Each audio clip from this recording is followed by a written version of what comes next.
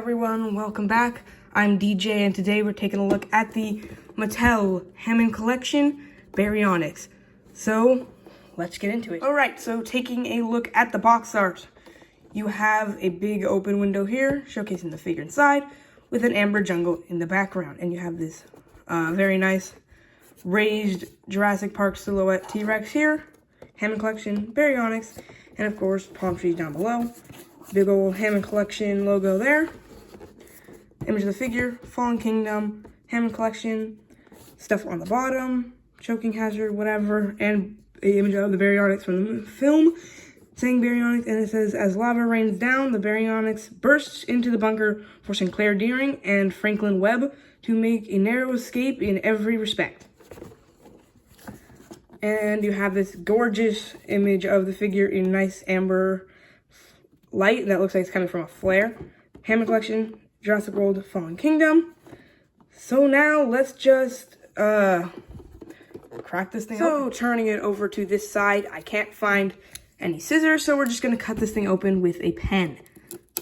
Eventually, if I can do that.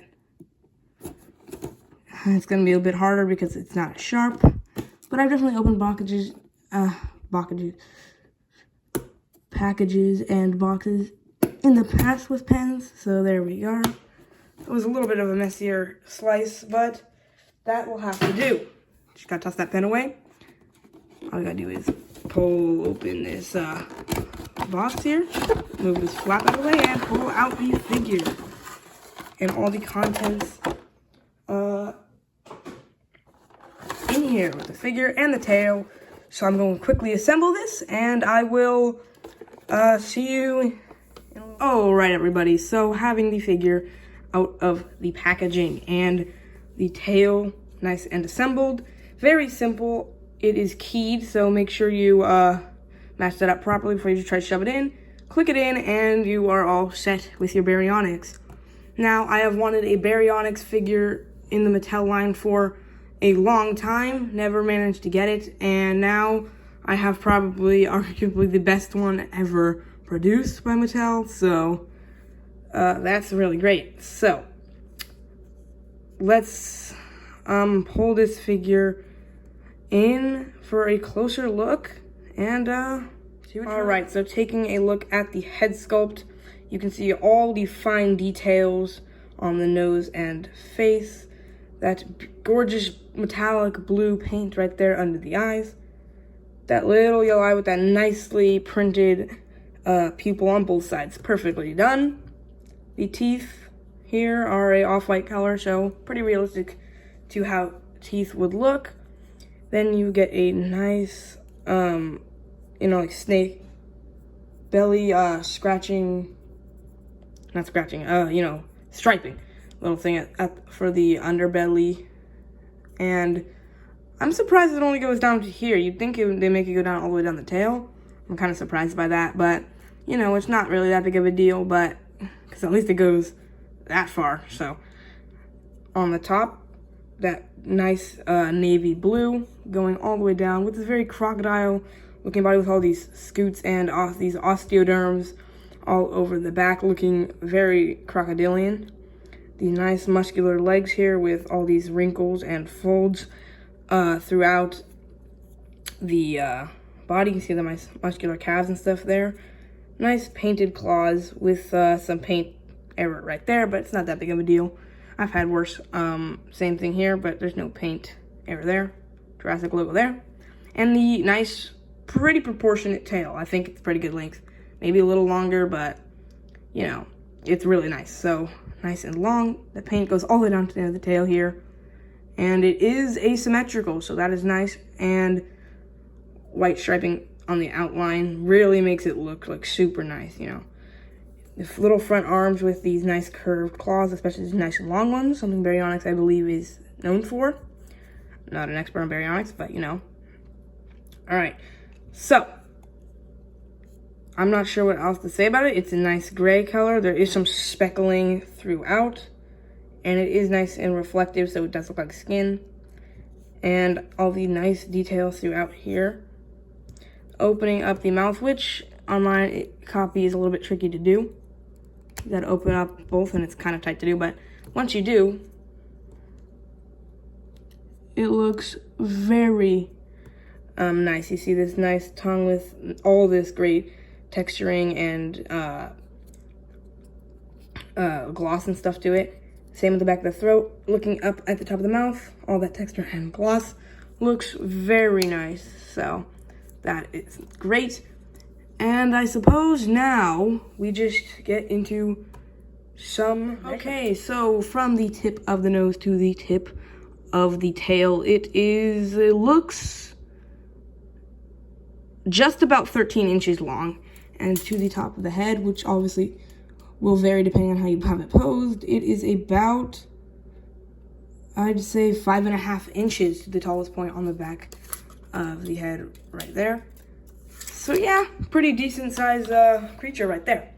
So, pardon my knuckle cracking there. So I suppose we just get into the articulation. I'm not sure what else there is to do about it, so articulation it is. Okay, so you already have seen that the bottom jaw opens and the top jaw, which can be a little bit tricky on mine to do, does in fact open as well. Nice gaping wide mouth. Insane, actually. Feels like it's gonna break sometimes, but I'm probably fine, you know. Don't be too rough with it. The head can go move up there by itself. Insane. Forward to about there. Swivel, and a little bit of turning side to side. But the head with the neck, I mean, can go there, that far forward. It can go side to side, and it can swivel. So using both joints, you can look at it directly up and that far down, side this far, and other side this far, and of course tilting. Nice and good. So the arms can move out, forward and back 360 degrees, and the little single jointed elbow can move like that. Nice 90-degree bend. No joint at the wrists, unfortunately, but what are you gonna do? You can move the legs in and out nice and far. Back, just 360, but I'm not gonna push it because it's pretty tight. The knees can bend really good. Single joints for everything, and it is a little bit tight on mine. You know, I'm not gonna try to force it or anything, but that joint can definitely move, and the foot joint can move forward, swivel, just like all the rest of the joints on here. Try to get them standing, you know, flush. A little bit tricky to do over the camera. I believe I bumped that camera. It looks a little bit weird there. You can put out the legs to help with the balance and stability of the figure. But I'm sure if you play with it a little bit, yeah, there we go. Just jointing a weird bit in there, I think.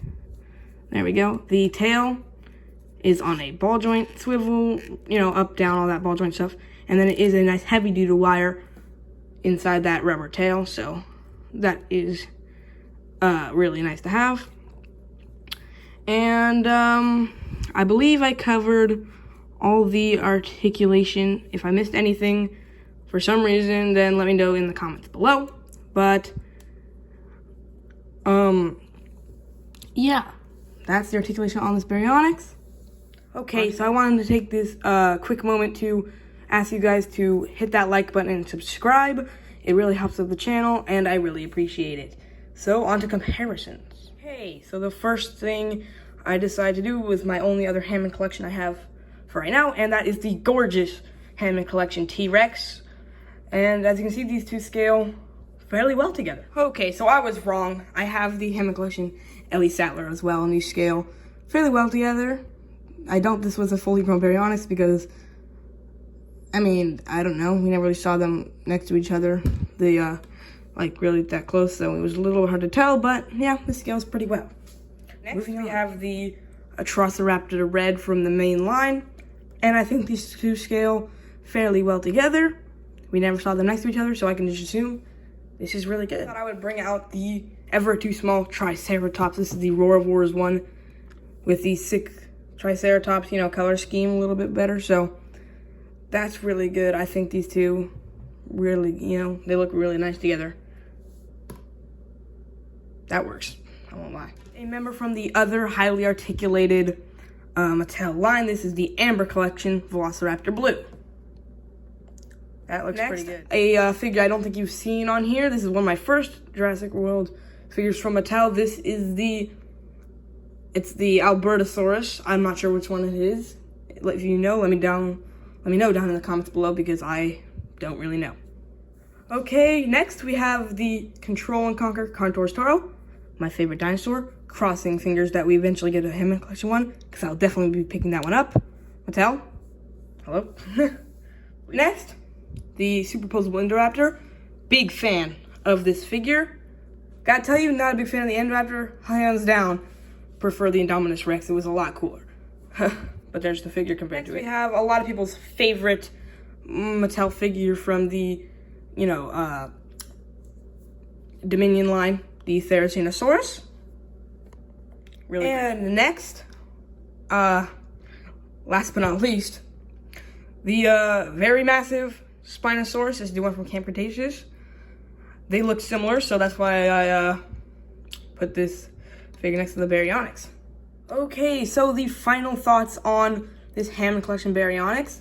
10 out of 10. I always wanted a Baryonyx, and this is the best one I could have gotten on the market from the Mattel line right now. So I hope that you guys all enjoyed this video. Comment down below, what do you think I should review next? And I'll see you in the next video. Yeah. Bye, guys.